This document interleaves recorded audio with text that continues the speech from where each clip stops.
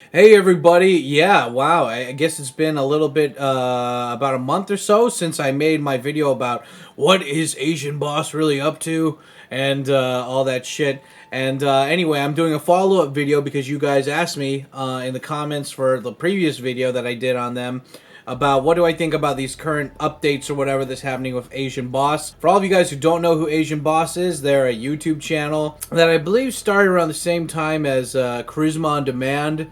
They're part of we're Asian and we're boss. We're the bosses of Asia. They were this YouTube channel that basically just wanted to be new media and get the input of the man on the street, blah blah blah blah blah, whatever the fuck. Anyway, I made a video about them a couple weeks ago because they started a GoFundMe saying that we don't have money and we need your money and blah blah blah blah blah. And they raised over like $700,000. Now, in my previous video, I had issue with that because I had seen in like a previous like post or two, like a year or two ago on Facebook or Craigslist, they were looking for interns to basically do all their work, to film the video, to plan the video, film the video, edit the video, go do the interviews. Like they were basically saying, we're not going to pay you shit, but you get to hang out with us, so like go do it. Yeah, and I had problems with that because I'm like, if you're not paying these people much at all, where the hell are you spending all this money, you fucks? Because I'm like, for a street interview, you don't need a fancy computer, don't need a fancy camera to make an awesome fucking street interview. I mean, like, you could pay a college student like $10 an hour for like an 8-hour shift of that day, and they probably could have made you a decent video and probably edited it too. So, you're not, it's either they're stretching themselves out too thin or they're just, something else is going on.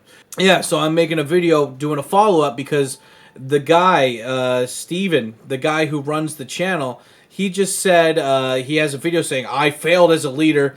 And in the video, he's talking about how, one, they got the money, but it's hard for them to transfer it over to Korea, which is funny because I'm pretty sure that like if you transfer it over in less than $100,000 increments, I mean, I'm in Japan, I don't know about Korea, but there are ways to do it. It's hard, but you would be able to do it because people do this all the time for GoFundMe campaigns, especially if you're trying to move money over to another country. A lot of people do that for permanent residency in Japan. So, it's a timely process, but you can do it. And he says the same day or whatever that he figured out that it would take a while to get the money over from wherever it was to Korea. He said half of the staff quit at the same time in one day. Now, I'm guessing this guy isn't stupid. He probably had all of his staff sign NDAs to basically be like, you badmouth the company, we're not only going to sue you, we're going to sue your family, the school district, your dog's second cousin, everybody. We're going to sue and sue. And so I'm guessing nobody's talking shit about it yet. And, because Asia, unlike the West, it's a culture of shame, You don't blast your employer out on the internet unless you're going to plan on getting, like, blasted back yourself. And so, it's not going to be like, I work for Google, they fuck them, blah. I don't think anyone's going to really talk shit about them publicly who worked for them, which is why I'm making this speculative video and just writing all this shit down. Asian Boss's staff, half of them, at least that were in Korea, quit. And, the guy said, I made them work long hours, and I didn't pay them that well. And so, of course, they quit. But the thing is that you had all this money, like, I'm guessing that maybe they sold their channel to a business, and that business went under. But, I mean, like, Asian Boss it's a YouTube channel. You're a fucking YouTube channel. You get Patreon. I know that they monetize their videos. If they can't monetize them on YouTube, they upload the same video to Facebook, and they can monetize that way. You could do merch. You could do live streams. There's plenty of ways to gather money for your channel. But I don't know why these guys were so against doing any of those things. So anyway, that's, yeah. So I made a joke on Twitter being like, oh, you got all this money to save your company, and then you basically get rid of half of your staff. Whether they quit or you fire them, yeah, they're gone, and you have all this money now. So I don't know. It raises a lot of questions about a channel that just did fucking street interviews. I mean, you can check it out right here. Like, most of the videos in the last, like, couple months, and, like, overall, it's mostly interview videos that they do here. So, like, they do the occasional non-interview video on occasion, but for most part, a majority of their content is interview stuff. And somebody liked to point out in the comments on my last video that, hey, my content isn't any better. But just because my content is different, I don't know if it's any better, but just because it's different doesn't mean that I'm not allowed to voice my opinion about these guys doing some sketchy ass shit. So I have some questions that are on my mind, and maybe you guys have the same questions. Let's go through them. First of all, who expected this to happen after they got all that money? You know, I assume that they would just be, you know, clockwork like regular, but they said that they're not going to be able to pump out as much content because they lost half their staff. So, also, you know, like, what exactly is the problem with transferring the money? Because I'm not a banker. I don't know shit about transferring large quantities of money. But, like, what exactly is the problem? Did they try to grow too big too fast? Or, like, how exactly did they stretch themselves out thin? And why didn't they want to do any of these simple things like Patreon and shit? It's a great way to crowdfund on a monthly basis. Also, I'm just curious, how much did they actually pay their workers?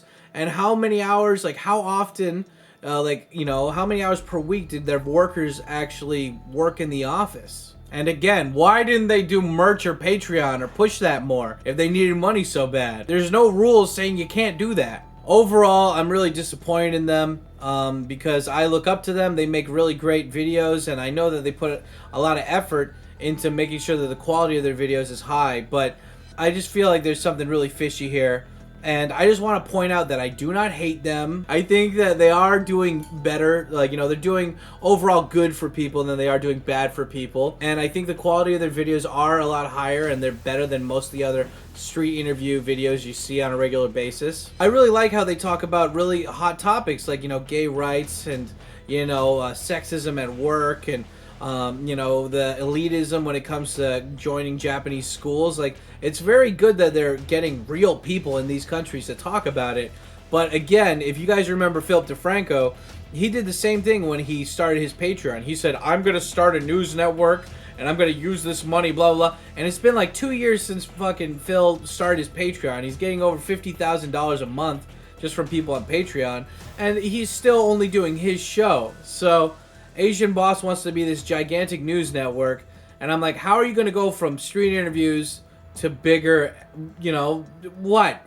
Just tell me what's going on. Anyway, guys, that's it for the video. If you have any questions or of your own, please feel free to write them in the comments down below. If you do like AsianBoss, then please tell me what you like about them, what you think they could improve on. And if you think this is sketchy yourself, please, by all means, write it down in the comments. And if you don't have anything to contribute, just write down big ass titties on the, you know, just cuz, like, you gotta write it. Anyway, yeah, big shout out to the patrons. Thanks so much. Bye. Yeah.